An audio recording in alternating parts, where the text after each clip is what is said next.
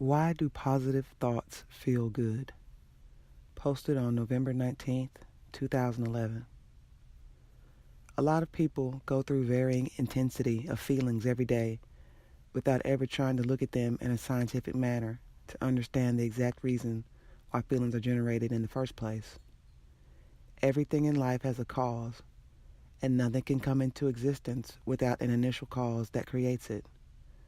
If you look at feelings deeply enough, you will realize that they are not as varied as you thought them to be, though we seem to have so many labels for feelings.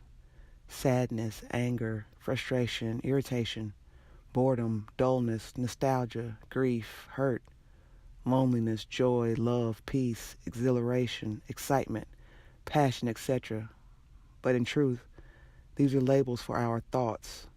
The actual feelings that these thoughts instigate are just two types. Number one, a feeling of resistance or contraction. And number two, a feeling of freeness or openness. These are the only two feelings possible in the body, in varying intensities.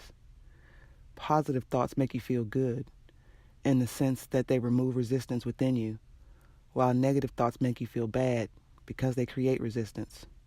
The question is, what is being resisted by the negative thoughts? Emotional pain is no different from physical pain. The hallmark of a good feeling is that there is a feeling of openness or freedom inside the body.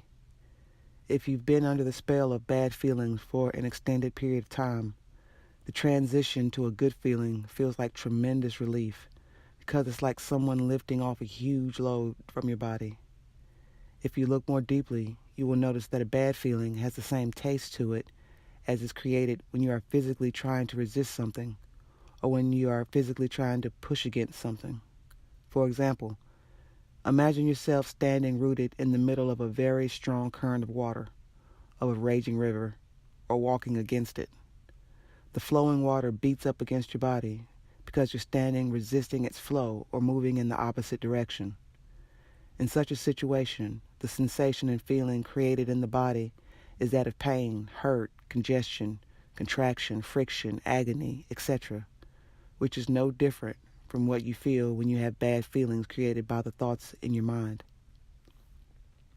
So as you can see, the physical pain created by standing in resistance to a strong current of water and the emotional pain created by negative thoughts in your mind have the same flavor or taste to them. So ask yourself, when it comes to emotional pain, what is this metaphorical current of water that you're standing in resistance to? Emotional pain is a reality, and everything real has a physical cause to it. That means that this pain is being created because your body is standing in resistance to a real current or stream in that moment. So what is this current or stream that your body is resisting when it's thinking a negative thought? The answer is your life stream or the current of your life force. When you think a negative thought, you resist the strong current of your life stream, and this resistance is felt as emotional pain in your body.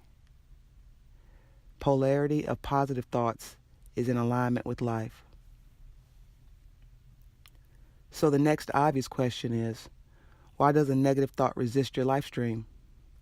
The answer is, the polarity of a negative thought is opposite to that of your life stream, which indicates that your life stream is pure positive and that your life stream is basically a force of well-being, goodness, and positivity, which is taking you towards a reality of abundance and wellness when you don't resist it. This is how one can scientifically prove that life is a stream of well-being, and the only resistance to this stream is the negative thoughts of your mind. So if you don't want bad feelings, you have no option but to let go of negative thoughts. Literally, let go of negative thoughts the way you would let go of a hot ember placed in your hand. Any argument to defend negative thinking is futile. A negative thought's polarity will always be against your life stream, no matter how justified you feel in your negative thinking. So if you want to allow well-being consistently, you need to let go of identification with negative thinking, even though your mind will keep creating negative thoughts now and then. Remember that negative thoughts or positive thoughts are created by the way your mind interprets the reality. There is no universal standard for what is negative or positive. It's always a personal interpretation. The polarity of a positive thought matches life energy, while the polarity of a negative thought opposes it.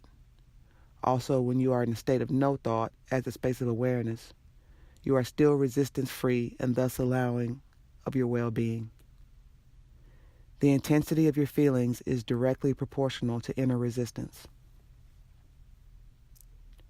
As mentioned in the opening paragraph, there are just two feelings.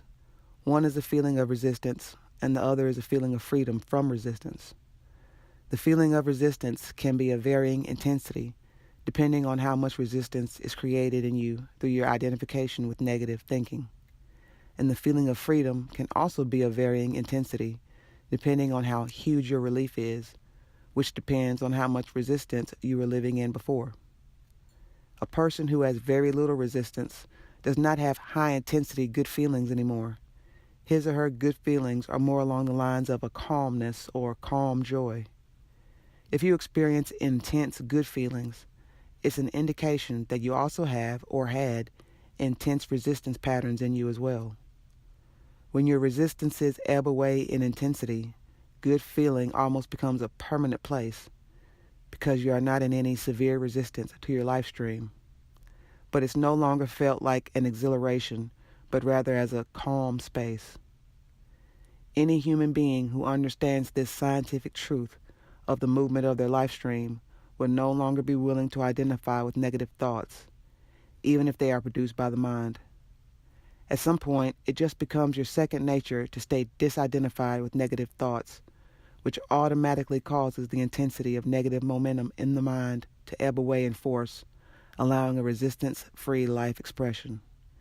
This scientific understanding of life's movement of well-being is what enlightenment is all about.